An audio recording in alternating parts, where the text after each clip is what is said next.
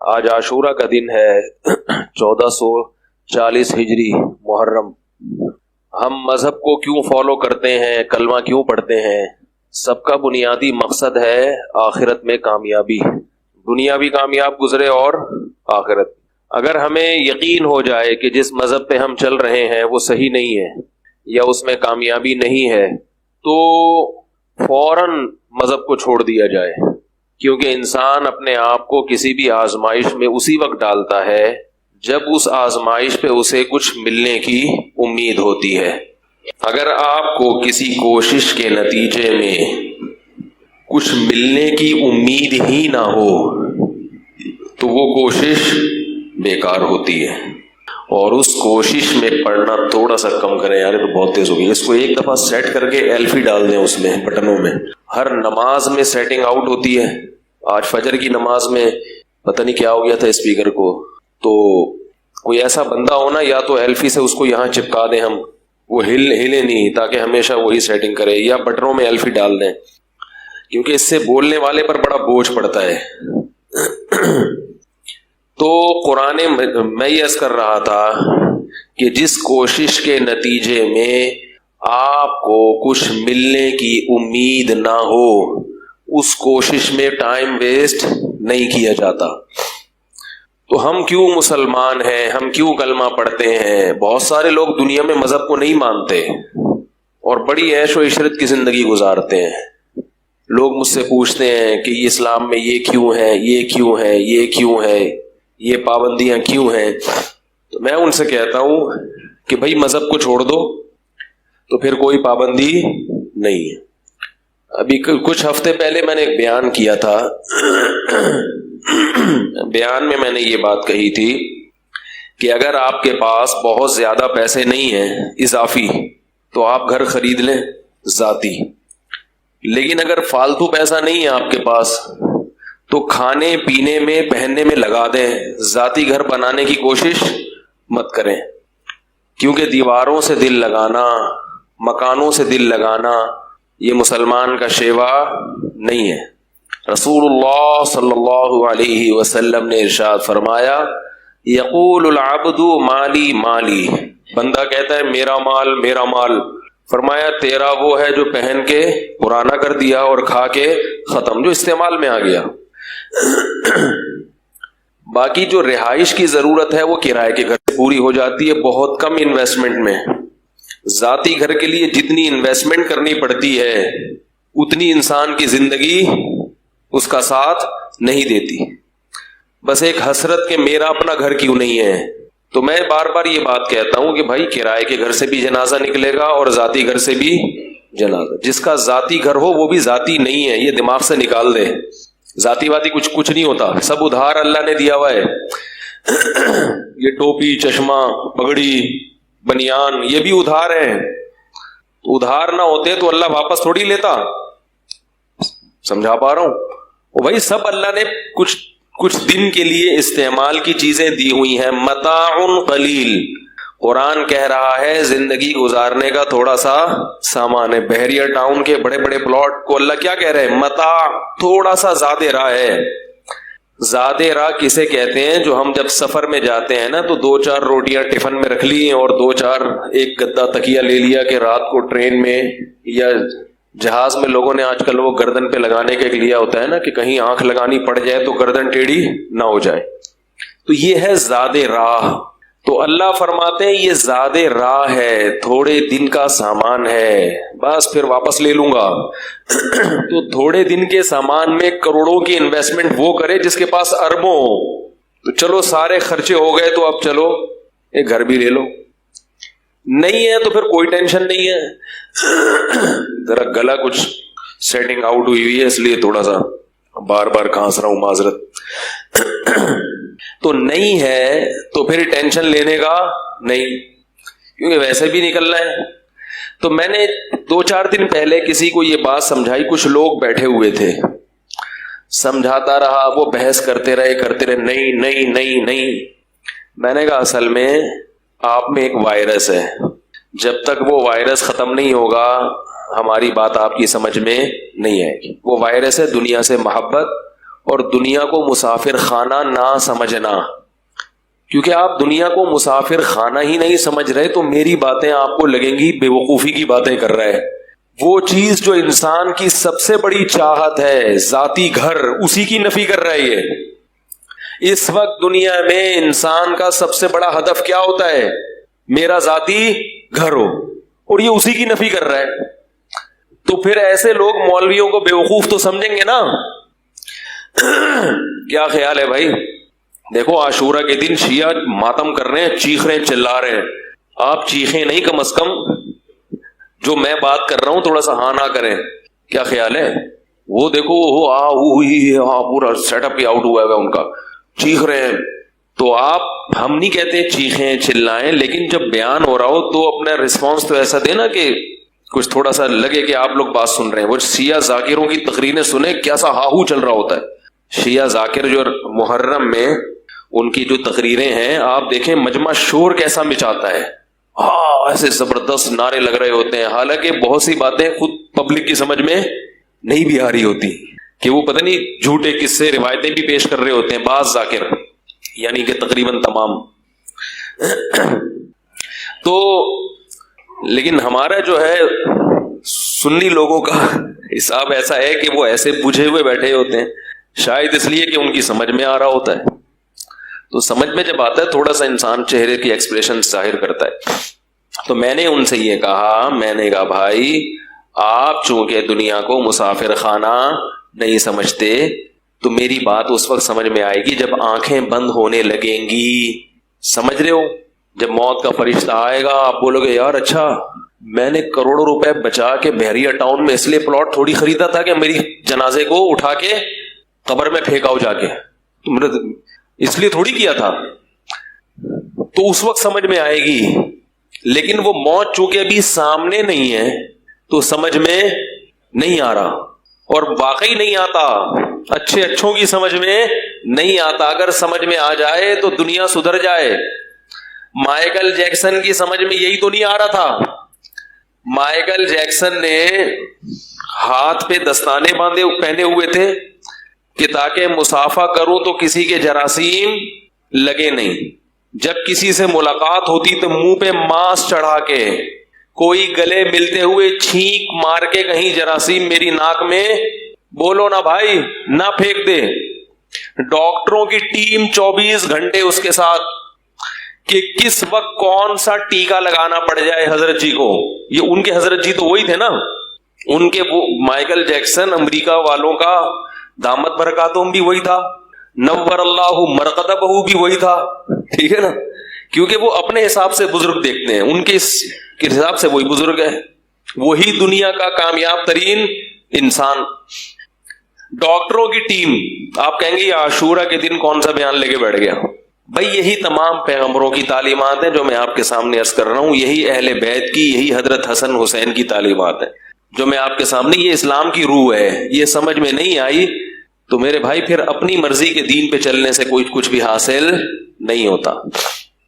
تو Michael Jackson کے ساتھ ڈاکٹروں کی ٹیم, اور ایک عجیب بات آپ کو بتاؤں, مائیکل جیکسن اربوں روپے اس نے کمائے تو اس میں سے چند لوگوں کو وہ کئی بہت پیسے دیا کرتا تھا صرف اس بات کے کہ میرے جسم کا کوئی آرگن اگر خراب ہو گیا تو آپ کو دینا پڑے گا. یہ انشورنس کا ایک ٹیکنیکل طریقہ. مثلا غفار بھائی کے گردے اس نے چیک کروائے, بڑے سیٹنگ پہ ہیں. ایک ان کا غفار بھائی ہر جگہ ہوتے ہیں نا, وسیم بھائی, سلیم بھائی, غفار بھائی, وسیم, یہ تو ایک کردار ہے, کیریکٹر ہے, وہ اس کو کچھ اور نام دیتے ہوں گے.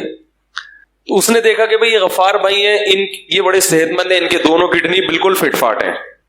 تو مائیکل جیکسن نے اپنے غفار بھائی سے یہ ایگریمنٹ کیا کہ اگر مجھے کبھی, یعنی اپنے رشتہ داروں میں نا جس کے گردے میچ بھی کر رہے ہوں, وہ تو ڈاکٹر دیکھتے ہیں نا کہ بھی یہ میچنگ کے بھی ہیں, تو اس کو خرید لیا کہ میں آپ کو ہر مہینے اتنے $, دوں گا. اگر میرے گردے ناکارہ نہیں ہوئے تو یہ آپ کو غریبی میں یہ بچت ہو گئی, اور اگر ناکارہ ہو گئے تو ایک کڈنی آپ کو اپنا مجھے دینا پڑے گا.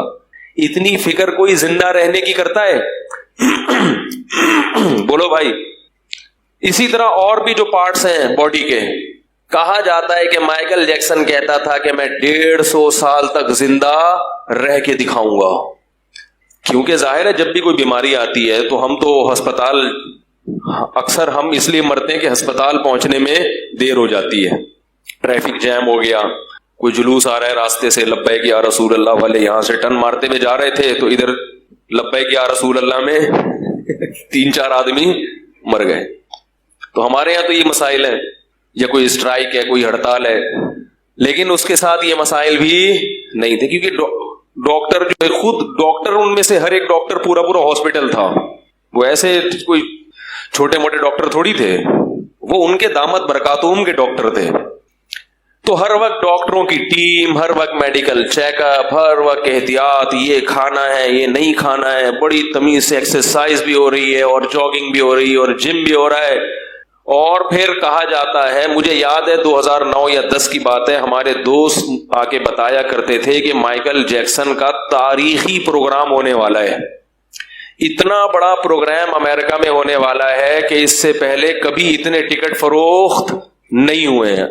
کروڑوں اربوں روپے کا بزنس ہونے والا ہے. دوست احباب بتاتے تھے کہ اتنا بڑا پروگرام مائیکل جیکسن کا ہونے والا ہے کہ آج سے پہلے اتنا اور ہٹو بچوں ہونے والا ہے. کیا ہونے والا ہے؟ ایسا ڈانس کرے گا کہ ہٹو بچوں ہو جائے گا, اور اس کی ریہرسل ہو رہی ہے بہت دنوں سے. تو جو دوست ہمیں بتاتے تھے نا کہ بھئی ایسا ہونے والا ہے, ہونے سے چند دن پہلے انہوں نے آ کے بتایا کہ مائیکل جیکسن رات کو سوئے, صبح پولیس سے بھی نہیں اٹھے. ایسا سوئے ہیں, سمجھ میں آ گیا, ایسا سوئے کہ امریکہ کی پولیس بھی ان کو نہیں اٹھا سکتی. کتنی بھی گہری نیند میں ہو یا کیسا بھی ہو, پولیس آتی ہے تو اچھے اچھوں کو اٹھنا پڑتا ہے. تو میں نے کہا یار یہ کیسے ہو گیا؟ ابھی تو آپ بتا رہے تھے اس کا پروگرام ہونے والا ہے, پھر اتنے ڈاکٹر, پھر جراثیم سے ایسی حفاظت اور ڈاکٹروں کی ٹیم 24 گھنٹے ساتھ. تو اس کو مرنے سے پہلے کم از کم چانس تو ملنا چاہیے تھا نا, ڈاکٹروں کو بھی تو کچھ کرنے کا چانس ملنا چاہیے تھا کہ بھائی اس کو کسی طرح سے بچاؤ. تو انہوں نے کہا پتہ نہیں کیا ہوا ہے, اچانک ہی مر گیا. تو میں نے عبرت کے لیے تقریباً 1-1.5 ہفتہ پہلے سرچ کیا کہ مائیکل جیکسن کی موت کیسے ہوئی. تو ایک بات خوب ذہن میں رکھیں کہ ہمارے ہاں یوٹیوب پہ چھوڑو بہت ہیں. یہ جو یوٹیوب کی تحقیقات ہوتی ہیں نا, قابل اعتماد نہیں ہوتی. اس میں ایک تحقیق تھی, مائیکل جیکسن مرا نہیں, اس کو بلکہ مارا گیا, وہ بڑے دلائل سے. یہ بات غلط ہے. جب تک آفیشلی کسی چیز کی تصدیق نہیں ہوتی, قانونی طور پر تصدیق نہیں ہوتی, لوگوں کی انفرادی خبروں پہ اعتماد مت کیا کریں. کتابوں کے حوالے اور ادھر ادھر یہ سب کر لیتے ہیں. آپ کو کیا پتا کہ یہ جو حوالہ دے رہا ہے یہ صحیح بھی ہے یا غلط ہے؟ عین ممکن ہے واقعی کسی نے مارا ہو, مگر اس کی کوئی ابھی تک دلیل سامنے نہیں آئی ہے. وہاں جو آفیشلی جو چیز بتائی گئی ہے وہ یہ کہ یہ طبعی موت مرائی ہے, کسی نے قتل نہیں کیا, خود سے ہارٹ اٹیک ہوا یا کیا ہوا واللہ اعلم. چلو مرا ہے یا کسی نے مارا ہے, لیکن 50 سال ایک صحت مند آدمی کے لیے جوانی کی عمر ہوتی ہے, بڑھاپے کی نہیں ہوتی. اللہ نے عبرت کا نشان بنا دیا, عبرت کا نشان کہ مائیکل جیکسن یہ دنیا مسافر خانہ ہے, تمہارے باپ کی جاگیر بولو بھائی نہیں ہے. کاش کاش کاش وہ تو چلا گیا, کاش انسانوں کو عبرت حاصل ہو. ہماری عبرت کی آنکھیں اندھی ہو گئی ہیں. میں اپنے لیے بھی کہتا ہوں, میں کسی اور کو ملامت نہیں کر رہا. میں یہ جتنی باتیں یہاں ممبر پہ بیٹھ کے کرتا ہوں سب سے پہلے اپنے آپ کو خطاب کر رہا ہوں. عبرت کی آنکھیں اندھی ہو گئی ہیں. دنیا میں کوئی واقعہ, کوئی نصیحت ایسی نہیں ہے جس سے ہمیں سبق حاصل. کتنے لوگ نوجوان ہمارے حسرت کرتے ہوں گے مائیکل جیکسن, کاش ہم مائیکل جیکسن کی جگہ ہوتے. کسی نے بتایا کہ ایک دفعہ ڈانس کے دوران لڑکیوں نے اپنے کوٹ پھاڑ دیے. اتنا زیادہ ایکسائٹڈ لڑکیاں ہو جاتی تھیں اس کے. آج کسی نوجوان کے لیے کوئی ایک لڑکی گھر سے بھاگ جائے تو وہ ساری دنیا میں ڈھنڈورا پیٹے گا, یار میں اتنا بڑا آدمی بن گیا ہوں کہ میرے لیے اب گھر سے بھاگنا پبلک شروع ہو گئی. کیسا اللہ نے عبرت کا نشان بنایا. ختم. مائیکل جیکسن دنیا سے بولو بھائی ختم, مٹی. اب ڈانس کرو اندر قبر میں, لوگ اس کی قبر پہ پھول چڑھا رہے ہیں، کیا کیا کر رہے ہیں، لیکن اس سے مائیکل جیکسن کی ذات کو کوئی فائدہ نہیں ہو رہا. ثم ردوا الى الله مولاهم الحق الا له الحكم وهو اسرع الحاکمین احکم الحاکمین. فرمایا کہ اس کے بعد اب تمہیں اس رب کی طرف لوٹایا جائے گا جس نے تمہیں پانی کے ایک ناپاک قطرے سے پیدا کیا تھا. اللہ اس موقع پہ فرماتے ہیں الا خبردار خبردار ہوشیار سنو، لہ الحکم، حکومت کس کی ہے؟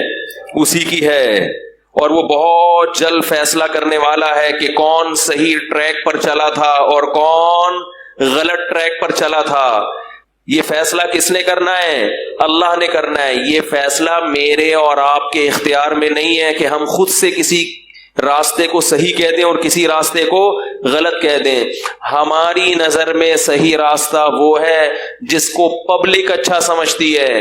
پبلک فنکاروں اداکاراؤں کی زندگی کو کامیاب لائف سمجھتی ہے، اسی وجہ سے سب اسی کی طرف جانے کی کوشش کر رہے ہیں. لیکن اللہ اس راستے کو جہنم کا راستہ قرار دیتا ہے، کیونکہ اس ٹریک پر چل کر انسان اپنے پیدا کرنے والے سے غافل ہوتا ہے. بات سمجھ میں آ رہی ہے میں جو سمجھانا چاہ رہا ہوں؟ یہ وہ ٹریک ہے جس پہ چل کے انسان کس سے غافل ہوتا ہے؟ ناچنے والے، ڈانس کرنے والے، گانے والے، یہ اللہ سے سب سے زیادہ دور ہوتے ہیں. حتیٰ کہ جو قوالیاں پڑھنے والے ہیں نا، وہ بھی اللہ سے دور ہوتے ہیں. موسیقی آپ کو اللہ سے دور کرتی، اللہ کے قریب نہیں کرتی. تو میں یہ عرض کر رہا تھا میرے بھائی کہ کچھ چیزیں ایسی ہوتی ہیں کہ وہ سمجھ میں آئیں گی تو پھر اگلی عمارت اس پہ کھڑی ہوگی. دنیا کا مسافر خانہ ہونا ہی کسی کی سمجھ میں نہیں آ رہا تو اسے یہ بحث کے ذاتی مکان کوئی ضرورت نہیں ہے. یہ کہاں سے سمجھ میں آئے گا اس؟ میں بار بار بتا دوں، ذاتی مکان بنانے کے خلاف نہیں ہوں. اللہ نے بنیادی تمام ضرورتیں اگر پوری کر دیں پھر ٹھیک ہے، پیسے بچے ہوئے ہیں تو چلو اپنا مکان بھی ہو جائے. لیکن اس کو بھی کیا سمجھا جائے؟ مسافر خانہ. تو یہ جو میں نے قرآن مجید کی آیت ابھی آپ کے سامنے پڑھی ہے، اس کا عاشورہ کے دن سے بڑا گہرا تعلق ہے. اللہ نے فرمایا وَمَنْ أَرَادَ الْآخِرَةَ، جو بھی آخرت کا ارادہ کرے گا. تو اس سے مذہبی اور غیر مذہبی کا کیا ہو گیا؟ جو لبرل لوگ ہیں وہ سائڈ سے، لبرل سے یاد آیا، وہ بہت سارے لبرل لوگ جو ہے نا عاطف میاں کو ہٹانے پر بہت زیادہ مخالفت کر رہے ہیں عمران خان کی، اور علماء کی بھی، اور کچھ جلوس ملوس بھی چھوٹے موٹے نکل رہے ہیں. ان کا بھی یہی مسئلہ ہے. وہ کہہ رہے ہیں کہ ہم نے کوئی عاطف میاں سے نماز تھوڑی پڑھوانی تھی.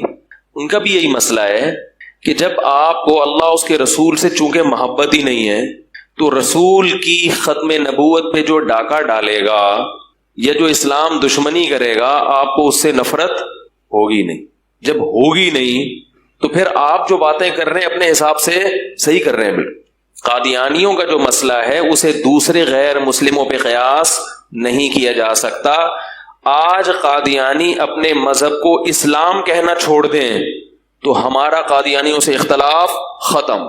ٹھیک ہے، جیسے یہ بھی نہیں کہ اپنے آپ کو کافر کہیں، غیر مسلم کہیں. اپنے آپ کو کیا کہہ دیں؟ ہماری نظر میں تو کافر ہیں.